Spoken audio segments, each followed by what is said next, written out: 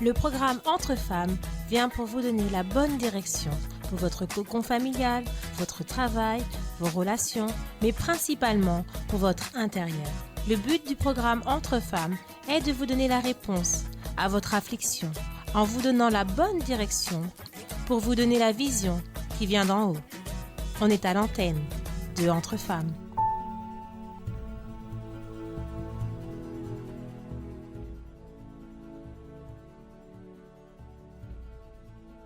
Chers amis, bienvenue à notre Entre Femmes d'aujourd'hui. Et aujourd'hui, dans cette semaine qui annonce cette campagne où nous sommes en train de chercher la justice de Dieu. La plus grande injustice en réalité, chers amis, c'est lorsque vous, face aux situations délicates, difficiles, les problèmes, les imprévus, les difficultés, où nous sommes tous plongés, parce que ce monde, comme vous le voyez dans les actualités, sont des actualités de tristesse, de problèmes, de mort, de séparation, de tant de situations mauvaises. Et nous ne pouvons pas attendre d'autre chose de ce monde, parce que ce monde, il est sous le joug du mal, il est sous le joug de Satan, comme la Bible l'indique, et nous ne saurons survivre dans ce monde qu'avec la présence du Saint-Esprit. Si vous attendez de vos études, d'avoir une maison, d'avoir une famille extraordinaire, de vous marier, d'avoir une vie pleine et abondante, d'assouvir tous vos rêves, etc., où vous pensez ainsi être heureux, ces choses ne vont pas tenir face aux imprévus, aux actualités que nous avons de nos jours. Et c'est pourquoi nous cherchons à vous montrer que la plus grande injustice que nous pourrons faire dans ce monde, parfois les gens crient à l'injustice, qu'ils ne reçoivent pas, les gens sont injustes, les gens ne leur donnent pas de conditions. En réalité, la plus grande injustice, c'est celle que Dieu vit à chaque jour, lorsque la personne tourne le dos à Dieu pour vouloir profiter de ce monde, des choses qui passent, de ne pas profiter de sa parole, de ne pas chercher à le connaître et de ne pas chercher à l'avoir comme le principal dans sa vie. Ici, dans le chapitre 14, verset 26 du livre de Jean, il est écrit le suivant: « Mais le Consolateur, l'Esprit Saint, que le Père enverra en mon nom, vous enseignera toutes choses et vous rappellera tout ce que je vous ai dit. » Seigneur Jésus est venu, il a pâti dans ce monde, il a souffert exactement pour laisser la place au Consolateur, celui qui viendrait nous fortifier, nous soutenir, nous aider, nous enseigner, nous guider, nous orienter. Mais bien entendu, pour avoir la présence du Saint-Esprit, ce n'est pas en faisant peu de choses, c'est réellement en remettant notre vie pleinement à Dieu. Cette vie qui n'a pas de conditions, n'a pas de force, n'a pas de direction, qui est faible en échange de celle que Dieu veut nous donner. Et lorsque nous agissons ainsi, le Saint-Esprit est déversé sur nos vies comme un gage pour nous faire résister jusqu'au bout. Et bien entendu, face à tant d'atrocités, des situations délicates comme des pertes, seul le Saint-Esprit peut nous consoler. Et aujourd'hui, pour en attester, pour en témoigner, et nous pouvons aussi en témoigner, nous avons ici Nicole. Bonjour Nicole. Bonjour madame, bonjour à toutes. Du centre d'accueil de Saint-Denis, c'est bien ça? C'est ça madame. Et nous sommes en train de parler parce que face aux luttes, aux difficultés, aux pertes, et nous avons toute une famille, face aux pertes aussi au niveau de la famille. Il y a des décès qui se font. Moi, je suis passée par là, mon père puis ma mère sont partis. Et le seul qui a su nous consoler, nous faire garder la tête sur les épaules et nous montrer bien des fois aussi une raison, il les guide, il console, il oriente, ça a été le Saint-Esprit. Et beaucoup de gens de nos jours sont désespérés pour si peu de choses. Il y a des gens qui sont désespérés parce qu'ils perdent un travail, parce qu'ils perdent un être cher, parce qu'il y a des gens qui sont désespérés pour peu de choses, comme là bientôt c'est les soldes, ils ont perdu la robe qui était en vitrine, c'est un désespoir. Mais face aux situations les plus délicates, les plus difficiles de nos vies, seul le Saint-Esprit peut nous soutenir. Et récemment, vous avez eu quelques pertes familiales, notamment ça a débuté...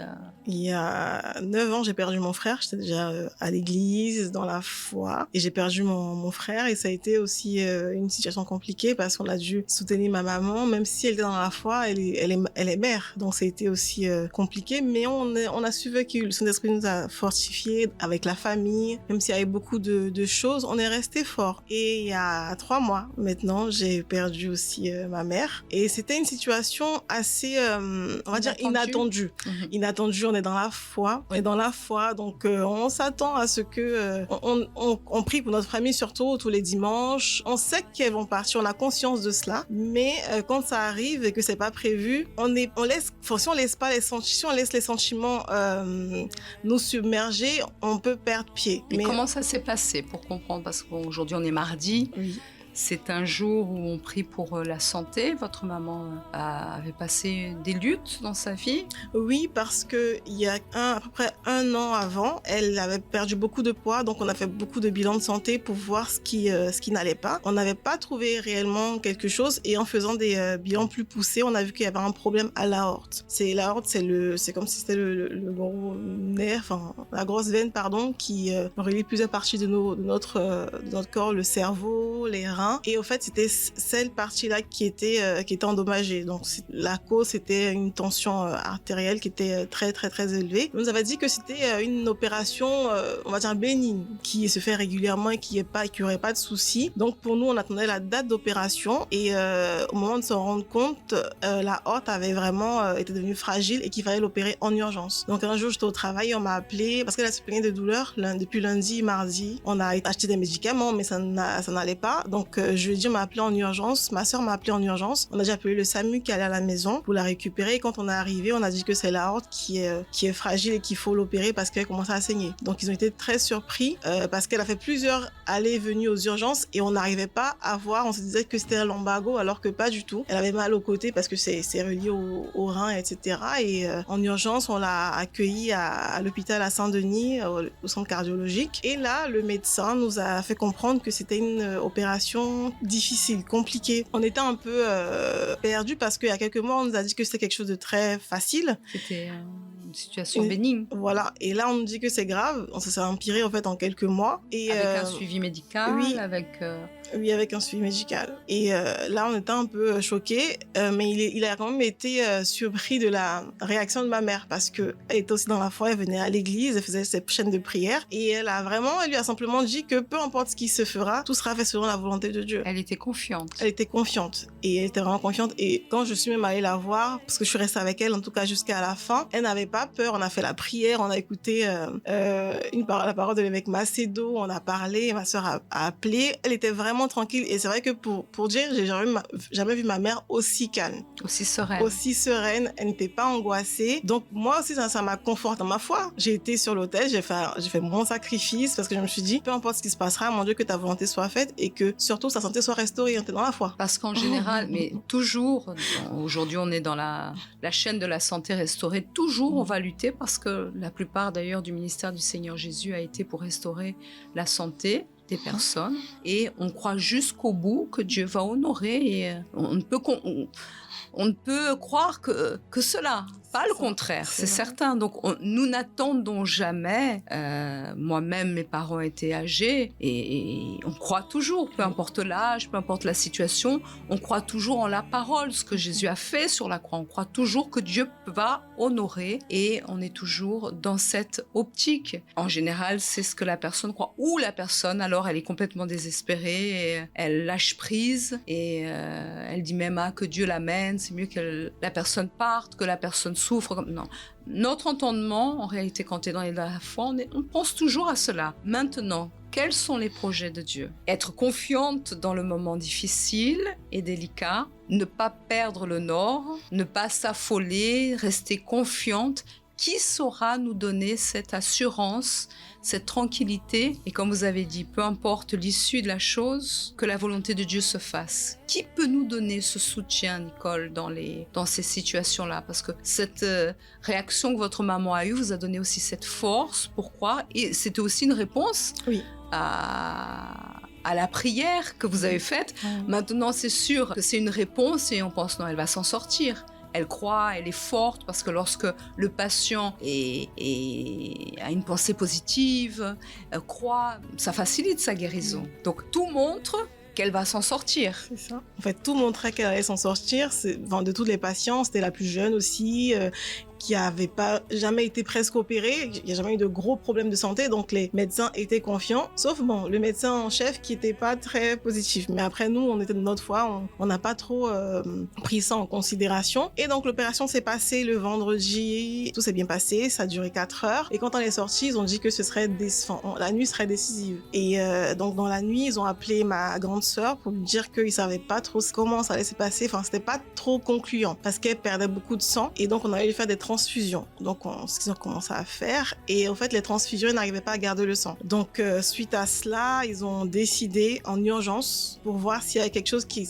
n'avait pas été bien fait. De la réopérer en urgence. Donc ils ont dû la réopérer en urgence dans les environs de 13-14 heures. Et suite à ça, elle n'a pas survécu. Et elle était trop fragilisée pour supporter deux opérations à la suite. Et face à cela, lorsque tout montre qu'elle va s'en sortir parce qu'elle a la foi, elle croit, en fait, elle confiait, elle avait son âme entre les mains de Dieu, et ça c'est excellent parce que c'est pourquoi nous luttons tous les jeudis pour la famille. Le centre d'accueil tient à la famille. Le dimanche, nous luttons également, nous prions pour que cette famille soit restaurée, surtout qu'elle ait le salut, qu'elle connaisse Dieu. Mais lorsque tout d'un coup, la réponse semble contraire, qu'est-ce qui se passe à l'intérieur? Je me rappelle toujours, parce que ça m'a vraiment rappelé la même chose que j'ai vécue à 9 ans avec mon frère quand on nous a annoncé ça. Mais la différence cette fois-ci, c'est que quand ils m'ont dit qu'ils s'excusaient, enfin ils étaient très, c'est normal, hein, ils viennent avec tout le personnel,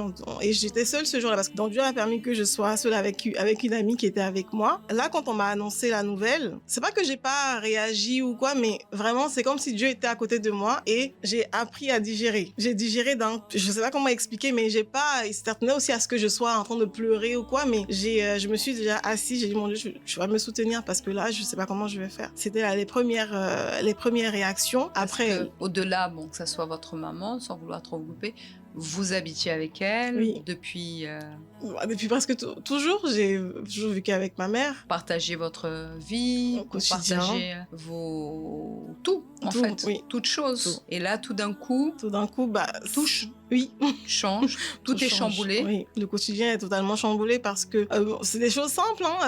On arrive à la maison, elle a fait à manger. C'est le quotidien qui le partage. Quand il y a quelque chose, je vais l'appeler. S'il y a une lutte, on va être ensemble dans la foi, prier. L'attention de l'une envers l'autre. Exactement. Et c'est vrai qu'avec le Godlywood, j'ai vraiment appris à développer cette relation avec elle et à prendre soin d'elle parce que j'avais beaucoup à l'honorer. Surtout parce que c'est ce qui se passe. Il y avait aussi beaucoup de complications dans la famille, donc pour moi c'était l'exemple que je devais donner. On était dans la même foi, donc pour moi je ne devais pas au fait la déshonorer, et étant donné qu'on avait la même foi, il fallait ça nous a unis. On va dire réellement la foi nous a vraiment unis, et vers la fin on était devenus proches. Il y avait cet honneur que je devais lui transmettre, on va dire, et c'est vrai qu'il y avait ce lien là qui avait été créé. Donc mais là simplement Dieu m'a dit moi je suis là, et dans toutes les démarches, parce que réellement c'est moi qui ai fait les démarches.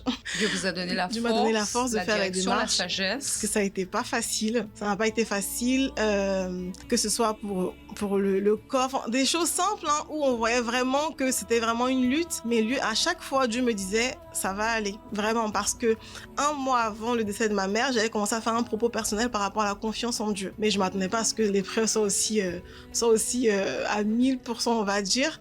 Donc c'est comme si, en fait, pendant tout ce temps, il m'avait vraiment préparé à ça. Ce qui a fait qu'on a pu faire les démarches ensemble. Il m'a dirigé dans chaque chose. Et même, si je donne un témoignage rapidement par rapport aux frais d'obsèques, c'était très élevé. C'était au-dessus de nos moyens. Je ne savais même pas comment, mais dans toute chose, j'ai confié en Dieu. Et ce qui a fait que ma mère avait déjà fait un caveau familial, etc. Et toutes les démarches ont été faites, ont fait que tout a été réduit de près de 5 000 €. Ça pouvait être que Dieu qui pouvait faire ça. Donc, dans toutes ces choses-là, du début de l'annonce du décès de ma mère jusqu'à l'enterrement et même après, il a pourvu à vraiment toutes les nécessités, tant physiques comme aussi émotionnelles, spirituelles. Oui.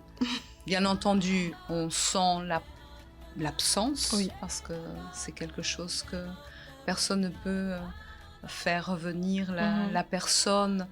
Mais une chose est sûre, c'est que vous avez joué ce rôle, et le Godlywood, profitant que vous en avez parlé, vous a mener à racheter des valeurs qui de nos jours sont oubliées. Parce que qui Exactement. s'occupe des parents? Qui est présent pour aider, soutenir? Les gens veulent fuir, les gens veulent s'éloigner. Pour eux, les parents sont un poids, ou ils ont passé des situations, des luttes, ils veulent être libres.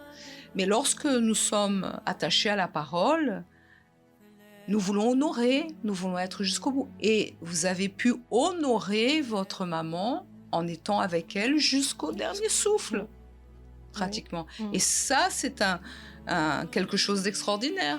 Ce qui est arrivé dans ma vie aussi. Mon père était à la maison quand il est même parti dans les bras de mon mari. Ma mère, pratiquement, elle est tombée dans un coma artificiel. Je lui ai aussi dit, tu crois en Jésus, tu acceptes Jésus. Elle a été intubée et puis elle n'est plus revenue. On a pu honorer jusqu'au bout les parents, et ça, c'est une richesse extraordinaire parce qu'elle est accompagnée de promesses, du fait que nos jours se prolongeront. Avant de connaître Jésus, mes jours étaient en train de se réduire parce que je n'étais pas en train d'honorer mes parents.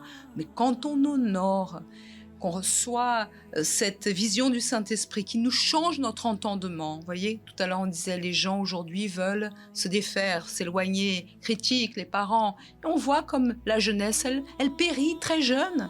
Mais lorsque Dieu change notre pensée par le biais du Saint-Esprit, lorsqu'il devient notre consolateur, parce que des luttes, des difficultés, bien entendu, on en a avec la famille. Mais lorsqu'il nous montre la vision et la parole de Dieu, il nous enseigne toutes choses, il nous renouvelle, il nous montre qu'en réalité, toute notre famille est une victime et que nous devons réellement être un instrument entre ses mains pour qu'il puisse régénérer la famille, puisse transformer. Et on devient un élément qui honore notre famille. Et il nous donne la force pour supporter, il nous console. Lui seul peut faire cela. D'ailleurs, on a même pu parler, et dans ce sens, parce qu'on a passé par là, on peut vous dire 1001 mots, 1001 choses. Si ce n'est pas le Saint-Esprit à consoler, personne ne pourra le faire. Et sans marque, vous voyez, sans tristesse, parce qu'il y a des gens qui disent non, je suis forte, la personne est partie. Mais les souvenirs, la tristesse arrive. Lorsque nous avons la présence du Saint-Esprit, qu'est-ce qu'il nous mène à avoir? Des souvenirs, des bons souvenirs. Nous font voir et des bonnes qualités de la personne. Ma mère, elle était comme ça. La situation était comme ça. Pas des choses qui nous laissent amers. Exactement, parce que suite au décès, après, dans le quotidien à l'église, à Paris, comme elle venait aussi à Paris ou à Nanterre, certaines personnes qui me voyaient, ta maman, elle est comme ça, ta maman, elle est comme ça, elle a toujours la joie de vivre. Et c'est vrai que j'ai aussi une autre vision, que moi, je sais que ma mère était très joviale, etc. Mais les témoignages des personnes m'ont reconforté dans ça, parce que je me suis dit, en fait, c'est comme si Dieu me disait, regarde, en gros, tout ce qui est arrivé, votre foi, enfin, comment elle était, en gros, tout ce qui est arrivé, c'est pas en vain, parce que voilà le témoignage de comment elle était. Elle a semé exactement des bonnes choses. Il y a une personne avec qui j'ai parlé après qui était vraiment très triste, et elle m'a dit, c'est elle qui m'a invitée à l'église, je devais venir ce dimanche. C'est des petites choses, parce que quelques mois avant, j'ai fait une campagne d'Israël spécialement pour elle. Et tout ça, en fait, Dieu me disait, en gros, tu as semé, donc jusqu'au bout, faut croire, et faut pas aussi te dire que parce que je suis pris pour la famille, que automatiquement, parce qu'on a une vision, on viendra sur l'autel, on va prier, mais on ne sait pas comment en fait notre famille sera sauvée, on ne sait pas comment les choses vont se passer. Donc, ce que moi je dois faire, c'est de semer et de croire. Après, comment ça va se faire, Dieu seul sait comment ça va se faire. Ça va se terminer. Donc vraiment, c'est une expérience en tout cas avec Dieu, et même après à la maison, dans le quotidien. Quand je rentre chez moi, je dis, mon Dieu, dirige-moi, qu'est-ce que je dois faire, que ce soit pour faire à manger, le ménage, des choses comme ça. Parfois, c'est comme si je suis débordée, mais dans chaque chose, je vois la main de Dieu, parce qu'il me dirige, il m'enseigne dans chaque chose, comment faire le ménage, comment prendre soin de la maison. C'est des automatismes que je me dis que j'avais pas, parce que c'est ma mère qui faisait beaucoup de choses. Mais aujourd'hui, là, comment j'arrive... Elle travaille plus. C'est ça. Elle voulait aussi vous aider. Exactement. Et aujourd'hui, quand je fais des choses à la maison, que ce soit ces tâches que je fais, j'aurais jamais cru, il y a même 1 an ou 2 ans, que je serais capable de pouvoir faire ça. Et vraiment, c'est le Saint-Esprit qui me montre dans tous les aspects comment agir, et il prend vraiment soin de moi au quotidien. Et vous êtes dans le même appartement? Oui, je suis dans le même appartement. Beaucoup se seraient désespérés ou commenceraient à voir la personne partout, pleurer dans l'appartement, Oui.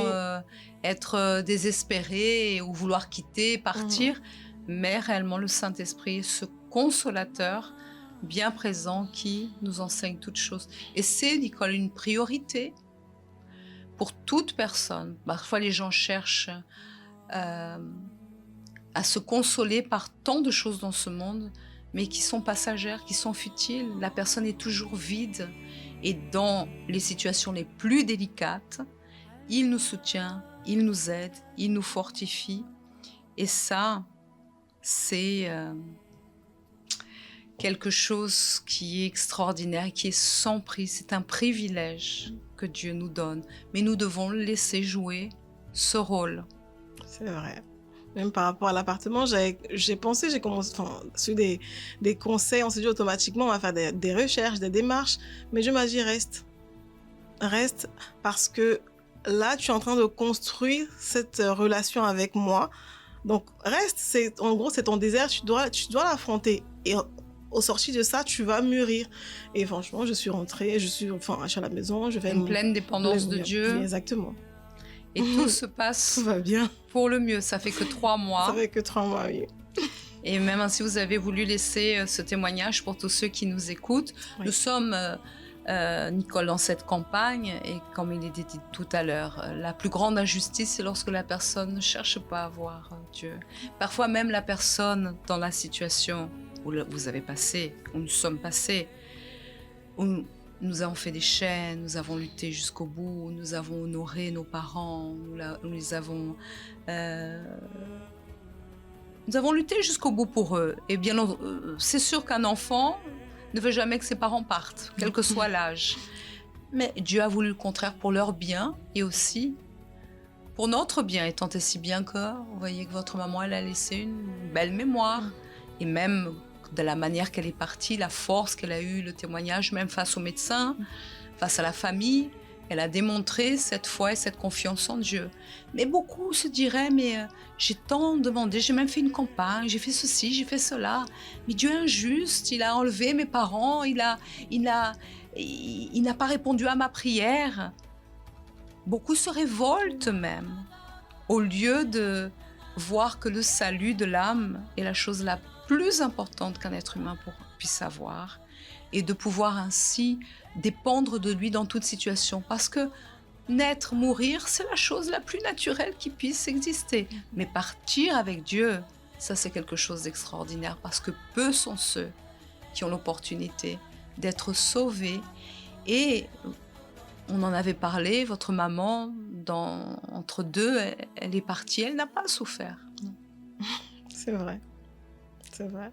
Mon père, il est resté entre les bras de mon mari, c'est comme s'il était en train de dormir. Ma mère, elle a été endormie et elle est partie. Dieu ne permettra jamais qu'un mal arrive, et il va prendre soin de ceux qui restent. Et la plus grande chose que nous puissions avoir, parce que dans toutes les situations de notre vie, parce que là ça a été, vous voyez, au niveau financier, au niveau émotionnel, au niveau de votre maison, au niveau de la famille, puisque vous aussi, vous avez dû consoler votre famille, oui. J'imagine. Oui, ça n'a pas été facile. Je prends un exemple, pendant l'enterrement, ma sœur était vraiment pas bien, et je me suis simplement dit que si tout est donné, on n'est pas bien, ça m'a fait comprendre que, Nicole, si toutes les deux, vous n'êtes pas bien, vous êtes tous qui va consoler qui, ou qui va... Il m'a fait comprendre la responsabilité que j'avais, au fait, en tant que servant dans ma famille, pour transmettre cette force-là, au fait. Donc, au cimetière, il a fallu que je sois forte, parce que ma sœur n'était déjà pas bien. Donc, j'ai dû... Mais cette force, vous l'avez cherchée en qui? Et en Dieu, parce que même quelques jours avant, j'ai dit à Dieu, mon Dieu, je ne sais pas si je vais pouvoir tenir, parce que ce sera difficile. Et j'ai beaucoup prié, mon Dieu, tu dois être avec moi. Et face aussi à l'émotion de toute la famille. Exactement. Parce qu'apparemment, vous étiez à peu près la seule dans cette foi. J'étais la seule dans cette foi. Et vous deviez tenir. Oui. Bon, parce que bien entendu, quand on voit les autres pleurer, on voit sa sœur pleurer, on n'est pas faite de pierre. Non, pas du Bien tout. entendu, il y a le sentiment qui est là, qui nous envahit. Mais même ainsi, le Saint-Esprit vous a soutenu et vous a aidé en toute situation. Donc le seul qui nous aide, qui nous soutient, auquel nous devons porter attention, auquel nous devrions réellement... Et bientôt, il y a ce jeûne aussi qui s'annonce, du jeûne de Daniel, pour nous séparer de toutes choses et pour qu'il puisse venir dans notre vie, qu'il demeure en nous, c'est le Saint-Esprit. Et d'ailleurs, pour terminer, en Jean, aussi au chapitre 15, versets 7 et 8, il est dit le suivant: « Si vous demeurez en moi, et vous, même dans le sentiment, vous êtes restés en lui, et que mes paroles demeurent en vous, demandez ce que vous voulez, et cela vous sera accordé. » Et c'est ce qui s'est passé. Oui, dans les En moments toute choses. situation. Oui, dans les moments Pour que vous choses. soyez gardés de manière émotive face aux situations fortes, les conditions pour pouvoir honorer, et honorer aussi la mémoire de votre maman, Exactement. pour pouvoir rester équilibré dans la situation, tout ce que vous lui avez demandé, Il a pourvu. il a honoré. Oui. Donc si nous mettons le Saint-Esprit à la première place, Nicole, ne va-t-il pas prendre soin de nous? Si. Nous ne sommes pas orphelines. Peut-être vous avez perdu, comme moi j'ai perdu, mais nous ne sommes pas orphelines. Nous avons un Père bien présent qui prend soin de nous par le biais du Saint-Esprit. C'est ça. Qu'est-ce que vous voulez dire à ces personnes pour terminer, qui nous écoutent, qui peut-être aujourd'hui aussi passent par des luttes, des difficultés? Et parfois, d'ailleurs dimanche ça a été dit, même à Paris, parfois la personne elle passe un problème de santé, une difficulté, un problème dans la famille, mais elle ne profite pas des chaînes de prière qui sont là. Les chaînes sont là pour lutter avec Dieu pour un changement.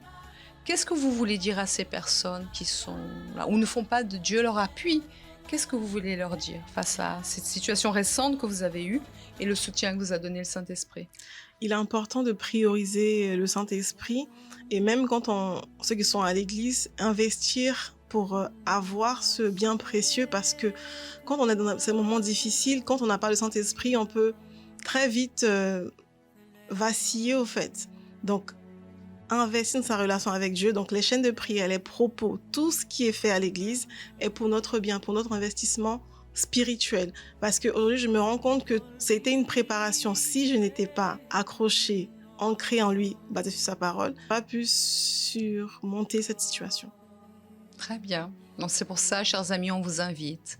Préparez-vous pour cette campagne si spéciale que nous allons avoir. Luttez. L'Église est ouverte tous les jours pour que vous puissiez vous approcher de Dieu. Ne banalisez pas votre foi.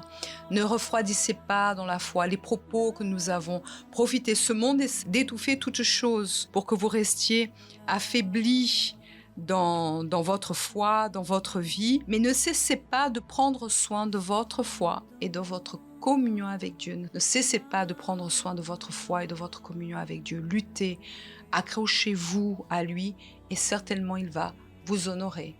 Aujourd'hui également, nous sommes mardi. Oui. Qu'est-ce qui se passe le mardi? On a les réunions en faveur de la santé restaurée. Donc on invite tout le monde à y participer.